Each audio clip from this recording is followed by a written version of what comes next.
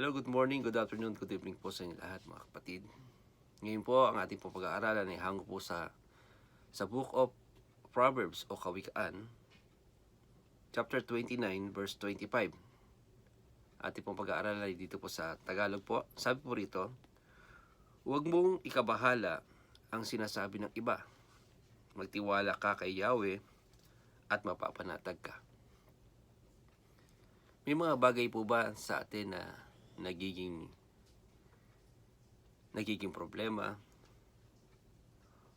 o yung mga bagay na gumugulo sa ating kaisipan na yun po ang nagiging dahilan kung bakit nababaala tayo, nawawalan tayo ng tiwala, yung bang nahihirapan tayo magtiwala kahit kanino man. Muli ko pong babalikan po ang talatang ito. Sabi rito, huwag mo ikabahala ang sinasabi ng iba. Magtiwala ka kay Yahweh at mapapanatag ka.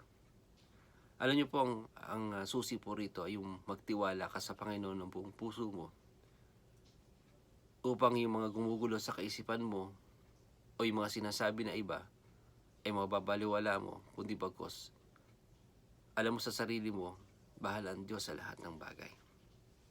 Mga kapatid, nawa po itong talatang ito yung maging silbing lesson sa atin na dapat buong puso tayo magtiwala sa Panginoon. Huwag tayo magdalawang isip. Pagkatiwala natin sa Panginoon lahat-lahat, sapagkat siya nakakaalam ng ating bukas. Upang ang buhay natin ay mapanatag. Mapanatag ang ating kaisipan, mapanatag ang ating maging desisyon sa buhay, mapapanatag yung mga bagay na gumugulo sa ating kaisipan. Katulad po natin na tayo mga nasa ibang bansa, marami tayong mga gumugulo sa kaisipan natin. Iniisip natin ang pamilya natin. Iniisip natin ang kabuhayan. Maraming gumugulo sa kaisipan natin.